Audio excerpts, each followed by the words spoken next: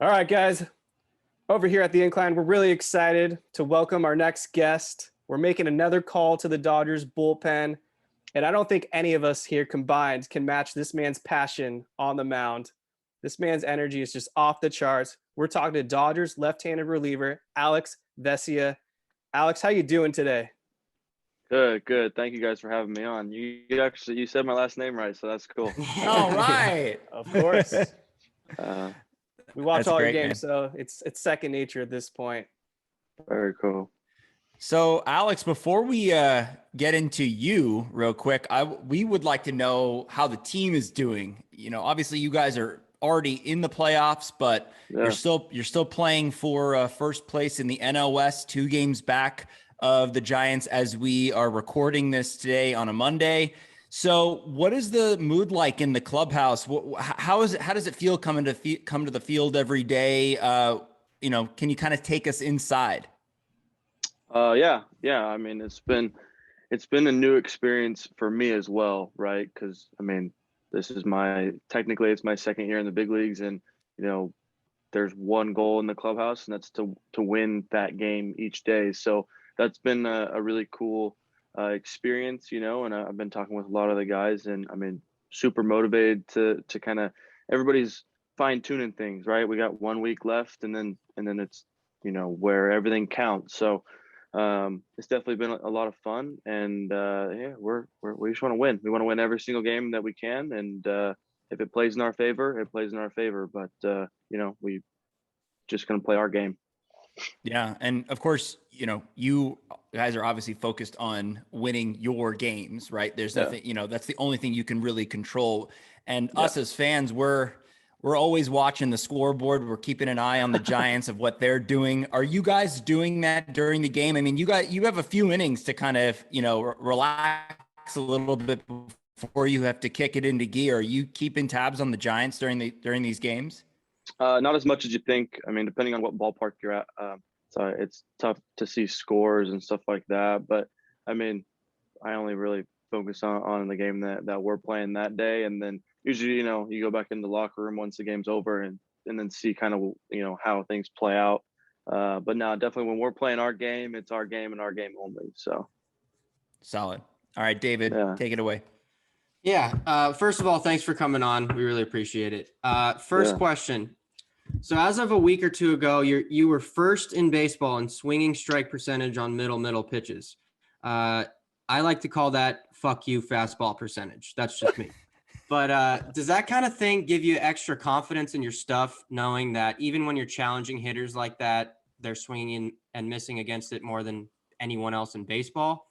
And then to go along with that, have you always had such strong vertical movement on the fastball, or is that something that you've developed recently with the Dodgers or the Marlins, or has that always been kind of your thing with the fastball? Super good questions. So the first one is I've it does give me a little bit more confidence because I can be more in the zone, right? And Mm-hmm.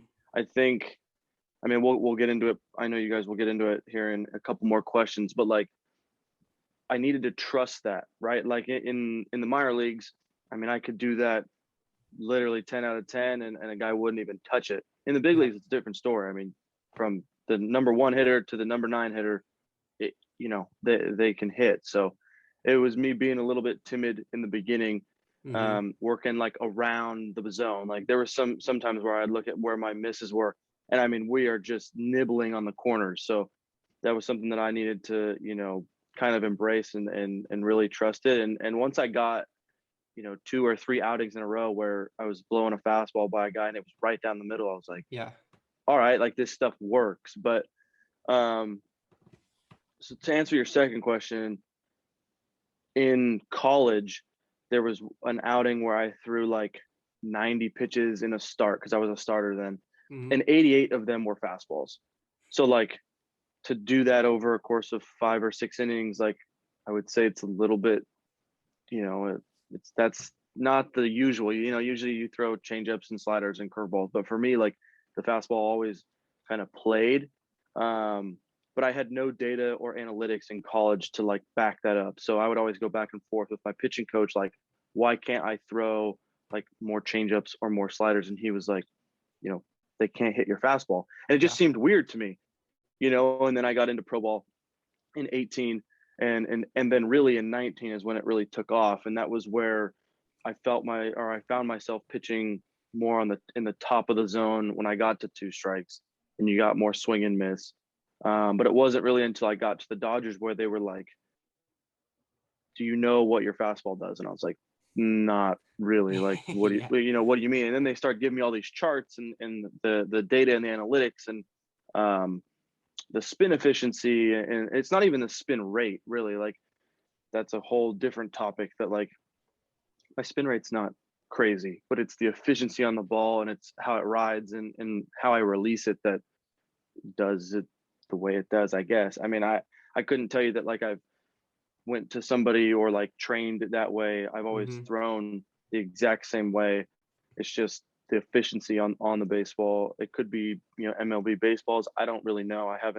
I'd love to figure that out and like get back to people on that, because I get that question asked a lot, like, why does the vert there? Why is your vert the way it is, or whatever? And I'm like, I couldn't tell you. Like, people like would look at like my fingers or like the way my wrist is and stuff, because maybe that plays into it. But like, I don't really know. But definitely like how the Dodgers want me to throw has definitely, like, you know, brought a lot of success and stuff like that. And I've, you know, I needed to trust them, and, you know, it's all a process that doesn't happen overnight. So when, you know, we've seen, you know, bursts of it, and, you know, I've had, you know, last couple months have been pretty good. So yeah, right on. yeah. If I could jump in here real quick, because I do find it interesting how you kind of changed your approach as you got into pro ball, and even in this season, you have made adjustments to your game. We saw before you were sent down to Oklahoma City, you seem to be struggling a little bit with your command. Didn't seem like anybody was really hitting you. I mean, you had a 114 batting average against 059 BABIP. So it was strictly about command from what we were seeing. And then once you got called back up, which was on July 9th, after that, 30 games you've been with the big club, 0.98 ERA. They're still not touching you. It seems like your command has improved a lot. So I guess my question is, what were you working on during that time when you were in AAA during the season? So I'll bring it all the way back to 2019. If you look at my 2019 stats, my walk percentage, I would say, is fairly low, right? And I, you know, things were going good, and you know, that was a great season for me, right? And then 2020 happened, where I get called up to the big leagues. The next day I get COVID. I spent a whole bunch of time on the COVID IL, and then when I got brought back up to the big leagues, I only had 4 innings, and that was all I really pitched that whole year, right? So like, you know, the Marlins wanted me to change some mechanics, and I was all on board with them, because what I thought it made sense as well, right? We were, you know, how I came set, feet placement, you know, just different little things. I spend all the off season working really hard to, you know, perfect what the Marlins wanted me to do, right? I go out to Florida, I throw a couple bullpens for them, and then I get a phone call that I got traded, right? I get to spring training, and the Dodgers go, we don't like any of that. We want you to go back to your 2019 mechanics. And I got really frustrated, because I just spent this whole off season kind of, it's not like it was, you know, drastically changing anything, but it was enough to where it felt like uncomfortable again. So then, you know, I spend spring training trying to figure it out, going to the alternate site, still figuring it out, got called up. And you saw the bursts of, like, I'd walk a guy, and then I'd punch a dude out on like 3 or 4 pitches, and he didn't have a chance. Right. And so after the outings, you know, I work with Connor McGinnis or even prior, and was like, they go, we don't even care about the walks. Like, look what you did to this batter when you struck him out. Yeah. And for me, I was like, all right, like, you know, there's like a, you know, flash of it. And then there in the next outing, there's a flash of it. But, you know, I'd walk a guy, you know, and it just, I put myself in super hard innings. And so I get sent down to AAA. I got to kind of, free my head and kind of just, it was almost like a fuck it mentality, right? I don't, like, here it is. And in AAA, I was able to just knock off, like 6 or 7 innings of just really clean and crisp pitching performances, right? Where I'd come in and, I knew what the scouting report was. I knew how to get the guy out. And then I went and executed it. And you see my confidence go from down here. Oh, here it goes. A little bit more. And then going back up to the big leagues. I just told myself, like, you're the same person. Like, this is the same game. And sure enough, like, we just keep knocking good innings off. And, then Doc starts putting me in bigger situations. And now my confidence went from 0. Now I'm like, all right, let's do it. I want to be in there, every chance that I can. So definitely going down to AAA, my parents say it all the time, like, that was a very, very smart move with the Dodgers. Yeah, it sucked, but like, I got to reset and then, build back up from there. Evan, you want to get involved? Awesome. Yeah.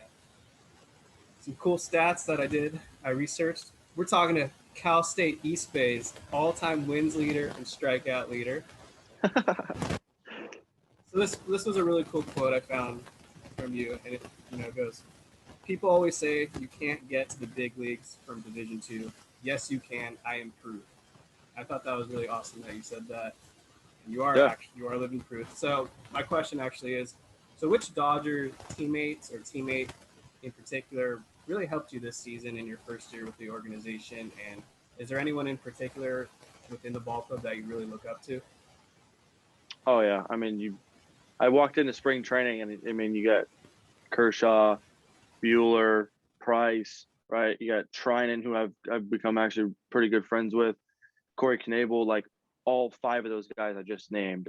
I've had really, really good experiences with them, talking to them and just picking their brain, seeing how they go about their work. And, it's been really nice to, like, after, let's say, a tough outing, right? They'll come up to me or I'll go up to them, right? And I'm like, what do you got? Right. And then they give me little feedback where it's like, it's not the end of the world. Like, you're going to have ups and downs in this game. Nobody's perfect. Right. And like, I think that's like a really cool thing that, like, my teammates know that, right? And that, like, we're going to win ball games no matter what because of how great the Dodgers are. Like, it's not, we don't have to worry about that, but just staying on top of your game and being confident every single day that, like, the Dodgers want you on that 26-man roster because they believe in you. And that's like it's a very, like, good feeling that, like, I feel like I'm a part of the team and I know I'm a part of the team, and, we're going to have success moving forward. So, like, that's definitely, man, it's a good feeling for sure. All right, I got another one for you. So we've obviously seen you're pretty energetic guy on the mound. We love to see it. But I want to know, what's your pre-outing routine? Are you an energy drink guy, smelling salts guy? We've heard Gavin Lux say he drinks, like, what, 15 Red Bulls and 12 coffees before a game or whatever it was. So are you to that level, or are you just naturally just fired up on life? No, so I mean, like, so usually I'm not a big coffee guy. Mm-hmm. So I don't usually drink coffee, but, like, so inning number 1, I'll drink half a Red Bull, and just, like, leave the rest or whatever. Yeah. And then in the 5th inning is I drink a whole one. It's just the 12-ounce sugar-free. I don't know why, but I like the sugar-free one way better than the sugar one. I don't know what it is in it, but and then, yeah, basically I go through, like, my band routine and stretching and rolling out or whatever in the 5th and 6th inning. It all depends on how many pitches the starter has. So it's like, if he's, rolling, 50, 60 pitches going into the 5th inning, I'm not even touching my Red Bull or doing my bands. But, like, if he's in the 70, 75 pitch range, then yeah, I most likely will drink that, do my bands and everything. And so it's like, I've always been like that, where I get really jacked up when I'm on the mound. There was a funny story. I was in short season A ball, and it was the first time that I'd ever pitched under like the lights, right? I never, like in college, we never really had like a night game, and we were losing like 8-2 or something like that. And I ended up like, I either got like a pop up, and then I remember striking out the last two guys, and I came off the mound and I was fired up, and like all my teammates they had just met me, right? And they're like, we're getting our butts kicked like 8-2. Like, why are you so jacked up? And for me, it was like super special because like Division II guy, never pitched underneath lights. Like there was actual crowd, right? Like people in the stands. Like that was super cool for me. So like all the guys were giving me crap and stuff like that. But like, yeah, I've always been pretty, like fired up because I like to be like that. It's just myself. So Yeah. Is it one of those things where you always have to be ready at a moment's notice, or we know that managers and organizations like to kind of script out games as much as they possibly can in terms of which pitchers they want to use. So do you know kind of before the game that you're going to be used on a given night, or is it always you need to be ready at a moment's notice?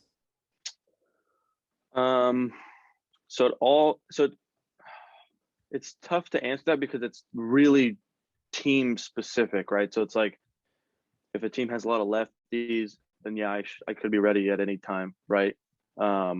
Or if a team doesn't really have a lot of lefties, but a lot of their righties can't hit the high fastball, then that also plays, because I get lefties and righties out pretty equally. I have confident getting both of them out. I don't know about my stats or anything, but yeah, it's definitely like you go through like we have all of our sheets or like the scatter reports and stuff on the hitters. So it's like you can kind of tell like if a guy can't hit a two seam, or I'm not going to pitch to him. You know what I mean? I don't throw a two seam. So it's like it's definitely depends on the hitter and the scouting report and what that tells us about when I'll go into the game and stuff. So. All right. We saw the team photos. What was the inspiration behind the Mario costume? Oh, I mean, people have told me I look like him for a long time. I mean, I like ever since I started, because I had a mustache my senior year of college, and people loved it, right? Like at least all my friends were like, "Dude, it's like funny, it's cool." And I was like, and I told a couple of my buddies this year, I was like, "I think I'm gonna break it out for playoffs," and they were like, "That's an awesome idea." And then JT was like, "Hey, we're doing like the team dress up." And that was the first thing that popped into my head. I was like, "Oh, I'm doing Mario for sure. I get to shave, have a mustache. I look just like him." And then we did the picture of me doing that thing, and I lost it, man. That was so funny.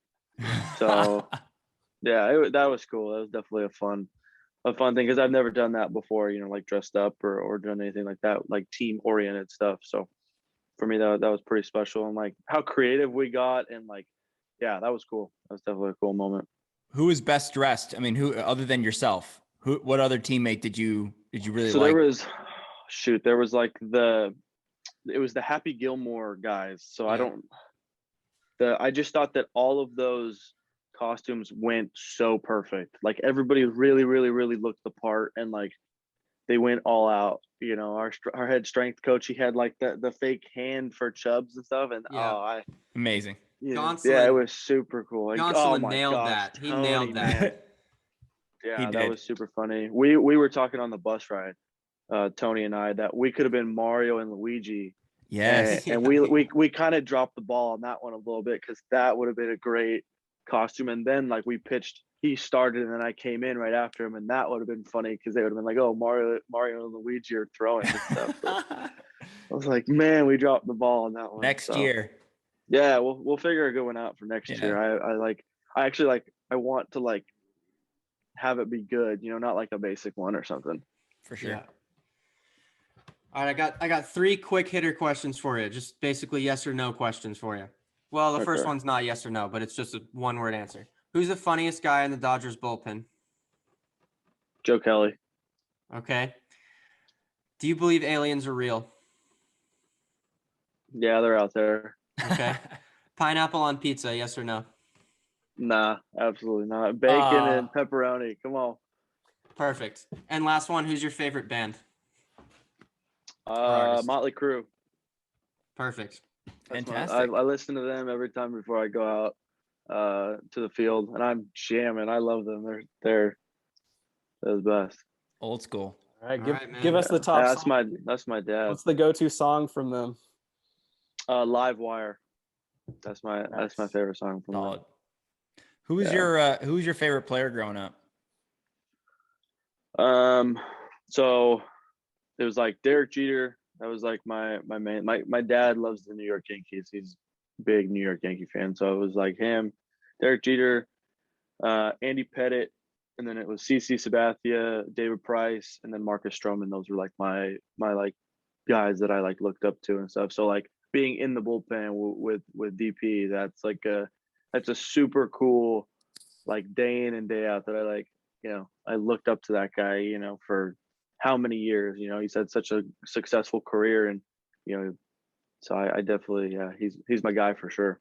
That is really cool because you think about you and David Price, and then they've all talked about how Will Smith idolized Albert Pujols, and now those guys are teammates. So that's really cool. Yeah.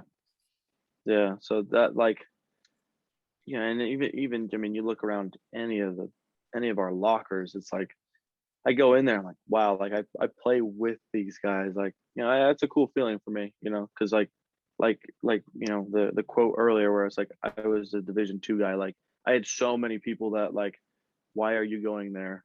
Like you're not going to go Division I, and I was like, I don't have any other offers. The Cal State East Bay was the only college to give me a scholarship, and I to help my family out and stuff, I needed to go there to help my family. We couldn't have afforded like any big D1 or anything like that, and then I didn't throw hard enough to even go to a Division I. So like D2 was the option, and after my freshman year, my coach like called me into the office and he was like, you can be a professional baseball player. And I was like, what are you talking about? He was like, if you can hit 90 miles an hour as a lefty, you'll get drafted. And ever since that day, it was just like tunnel vision. That's all I cared about, was hitting 90. So, and then after my sophomore year of college, I was in the Northwoods League, and that was the first time I'd hit like 90. And I literally was like, the gun's broken. There's no way, So, yeah, that was like, that was a really big like motivation for me. And so. Alex, before we let you go, I just have one final question for you, because you've had a bunch of huge strikeouts this season, and you are fired up as all hell when you come off the mound. So which was your favorite strikeout or moment from this season for you? Shoot. It's super tough because there's been like three that like pop into my head. It's when we wore the City Connect jerseys for the first time. I struck the one guy out because like Bueller had thrown such a great game. He gets taken out, I get put in, and I end up getting that guy out. So like striking him out. So that was a really good, like I went nuts for that one just because like the energy at Dodger Stadium was unbelievable, right? And then the other like two moments were literally back to back where I pitched in San Diego, right? And like I'm from down there. Literally, I had 100+ people there, and I had my buddies that were standing out by the bullpen, literally heckling me while I'm warming up, and I'm like, dude, this is insane. Because like when we talked about those moments all the time, right? When I was younger, and and going out there and then pitching and then doing that, that was awesome. I looked in, my parents were like right behind home plate. And so I'm like running off the field and I'm like looking at them, like screaming and stuff. So like, my dad after the game, he had no voice. That was so funny. It was so funny. But yeah, those moments, definitely because the game that Bueller threw, that I came in and struck the one guy out, and then the two Padres games, those are three memories that like they stick in my head pretty good.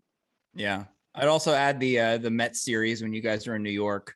I believe you got Pete Alonso. That was pretty dope.